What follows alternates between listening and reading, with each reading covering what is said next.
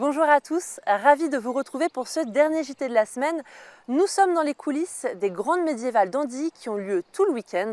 Dans un instant, nous partirons à la rencontre de seigneurs et damoiselles. Mais avant, place à l'actualité et voici les titres.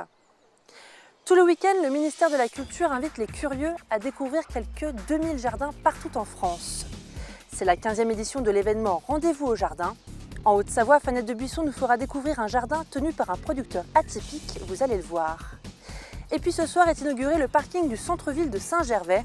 Un parking qui a des allures de musée puisqu'il a été repensé et recréé entièrement par des artistes. Nous nous rendrons dans les coulisses de ce projet haut en couleurs. Avant de développer ces titres, un mot du festival d'animation d'Annecy qui aura lieu du 12 au 17 juin. Lors de cette compétition reconnue mondialement, les producteurs en profitent pour se faire connaître. Ce ne sera pas le cas du producteur chinois Liu Jian, qui a demandé aux organisateurs de l'événement de déprogrammer la diffusion de son film intitulé Have a Nice Day.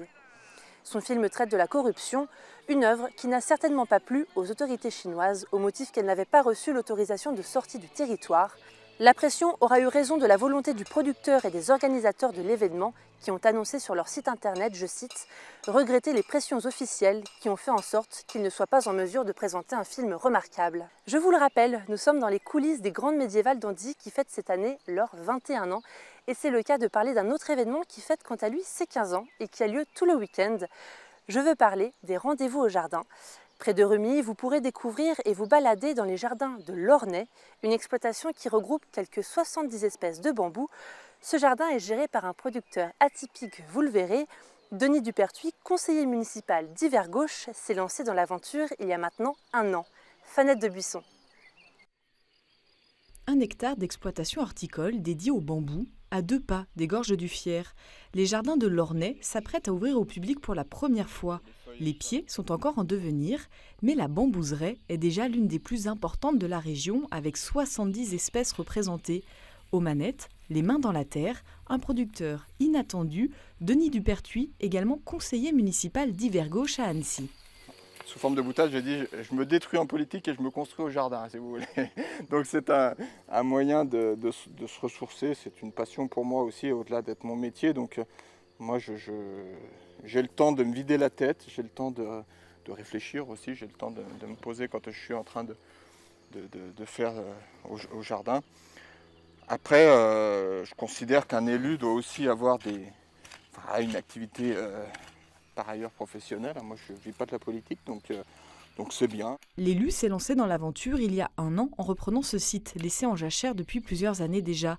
Une reconversion professionnelle pour cet enseignant passionné. C'est une exploitation qui a double vocation. Une vocation de production de plants, donc plants produits sur place, à partir de pieds cultivés sur place, sans ajout chimique, sans intrants. Voilà. Et puis la deuxième partie de l'exploitation, c'est l'ouverture au public d'un parc, puisque le bambou se cultive chez moi en pleine terre. On est allé chercher des variétés qui résistent au gel, donc qui s'adaptent sous nos climats, qui peuvent descendre pour la majorité d'entre elles jusqu'à -20, -25, donc on peut même monter en altitude, sont originaires des piémonts de l'Himalaya ou des montagnes du Japon, par exemple, pour la majorité d'entre elles. Après l'ouverture au public lors de l'opération nationale Rendez-vous au jardin, les jardins de l'Ornay ouvriront définitivement le 19 juin prochain. Il est le seul producteur de bambou de la région Rhône-Alpes. Ils sont une dizaine en France. Nous sommes toujours dans les coulisses des grandes médiévales d'Andy et plus précisément sur le labyrinthe qui sera inauguré ce soir. Je suis avec Vincent Imbert, président des grandes médiévales. Bonjour. Bonjour. Merci de nous accueillir. Avec plaisir. Ça fait 21 ans que l'événement existe. Oui. 21 ans après, est-ce qu'il y a toujours des nouveautés? On arrive à en trouver chaque année, nouveautés dans le style des aménagements sur le site, l'agrandissement ou la structuration de ce labyrinthe qui n'existait pas l'année dernière, ou même dans nos animations, puisque cette année on ne le voit pas, c'est derrière les arbres, mais on a un marcheur sur fil, un funambule qui fait la moitié du parc en hauteur. On a complètement un nouveau tournoi de joute, on a un nouvel invité d'honneur. Parce que chaque année, on a un invité d'honneur différent et c'est l'Australie. Et différentes animations qui se font. Le tournoi côtier, le tournoi de joute est complètement différent. Chaque année, on arrive à avoir notamment des artistes nouveaux. Il y a Luc Arbogas aussi qui vient faire des concerts chez nous. Chaque année, on arrive à avoir de la nouveauté, soit par les aménagements qu'on a fait, soit par les animations.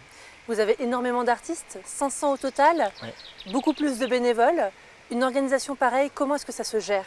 Ça se gère sur une année, ça se gère avec un peu de fermeté, un peu de rigueur, ça se gère un peu avec de la bienveillance, avec de l'amitié, ça se gère avec une demande à chacun de faire partie de l'aventure. Je crois que c'est ce qui est le plus important, c'est que les gens trouvent leur place dans l'aventure, qu'ils soient même des professionnels qui viennent de l'extérieur. On le voit chaque année, des gens qui arrivent de l'extérieur qui ne nous connaissent pas, qui sont un petit peu perdus ou qui sont un petit peu hautains, on va dire, ça arrive aussi, et qui au bout d'un moment retrouvent leur place, puis on a vraiment envie de faire partie de cette aventure qui est hors du commun. Vous attendez combien de visiteurs ce week-end? Alors le week-end qui arrive, on espère en tout cas entre 30 et 40 000. Ce qui serait bien, c'est 40 000, 30 000, on sera déjà très content.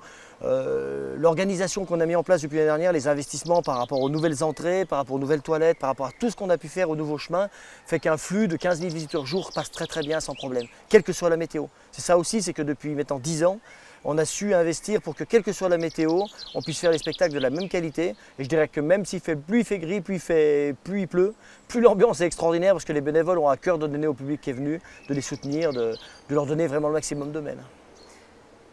Un événement qui se passe ce week-end qui vous tient particulièrement à cœur? L'inauguration de ce labyrinthe où on est dessus, qui n'est pas fait pour la fête médiévale, parce qu'il ne sera pas ouvert pour la fête médiévale, juste une petite passerelle supplémentaire pour demain.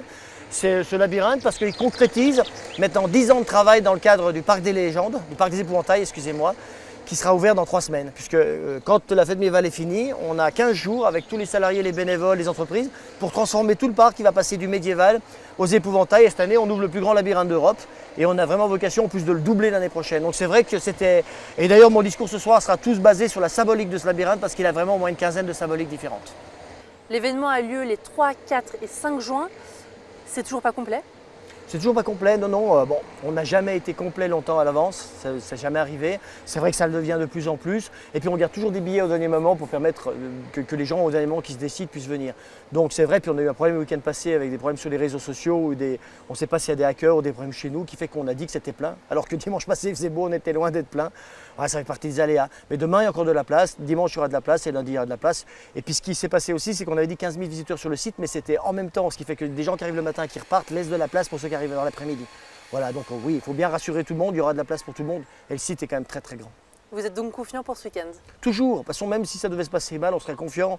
Il y a tellement de choses graves qui se passent dans le monde que nous, c'est quand même relativement pas grave, on va dire. Puis on est confiant. Le public est quand même le public depuis 21 ans vient, revient, apprécie. Le site est quand même de plus en plus beau, il n'y a pas de raison qu'il y ait une différence. Merci beaucoup Vincent Habert d'avoir répondu à mes questions et puis bon week-end. Merci à vous et puis on espère qu'on aura le soleil et puis à bientôt en tout cas. À bientôt. Direction Saint-Gervais-les-Bains à présent où Jean-Marc Peyex, le maire de la ville, a demandé à des artistes du monde entier de repenser et de recréer les 11 façades du parking du centre-ville. Le coût de l'opération, 470 000 €, uniquement financé par des mécènes. Jean-Paul Crespi. L'art urbain, mouvement artistique contemporain, prend possession avant sa réouverture du parking du centre-ville de Saint-Gervais. 12 artistes français, étrangers, internationalement reconnus, ont été invités à investir les 11 niveaux du parking. Chacun d'entre eux s'est vu attribuer un étage, soit 450 m² de murs et 500 m² de plafond, une performance, un geste artistique inégalé. C'est quelque chose auquel ils ont pour la plupart l'habitude parce qu'ils travaillent beaucoup ce qu'on appelle en urbex, c'est-à-dire dans des milieux désaffectés. Voilà, donc là ils sont habitués à travailler sur le béton et dans des milieux qui ne sont pas forcément mis en lumière.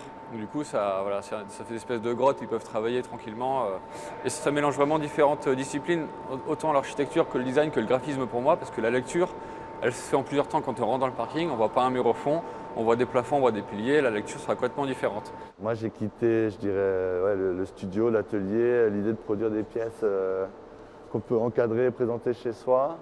Et voilà, peut-être aussi la pérennité par rapport à un lieu. Je sais pas, trouver le bon équilibre entre l'usager et l'espace. Les artistes composent avec le lieu, avec les angles et rebonds visuels, les astreintes spatiales et les axes de déambulation. Leur seule obligation, proposer une œuvre in situ considérant le volume dans sa globalité, soit 2000 m3 par étage. On va garder la fonction. La fonction, elle est de savoir donner une autre vie à des éléments qui sont des éléments de la vie courante, un parking, un pont. 13 mécènes se sont engagés pour que cette œuvre monumentale puisse voir le jour. Cet événement unique en son genre s'inscrit dans la lignée du Lascaux Project du Palais de Tokyo à Paris, ouvrant la voie à une nouvelle manière d'intégrer l'art dans la ville. Nous sommes de retour à Andy et plus précisément au centre de l'Esplanade des Joutes où tout le week-end de valeureux chevaliers s'affronteront. C'est la fin de cette édition, merci à vous de l'avoir suivi. Je vous laisse avec ces quelques images des œuvres réalisées à Saint-Gervais. Parmi les artistes venus du monde entier, quelques Français.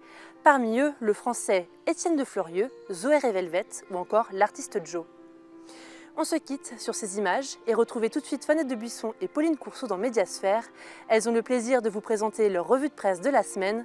Retrouvez tous nos programmes sur 8montblanc.fr. Passez un très bon week-end.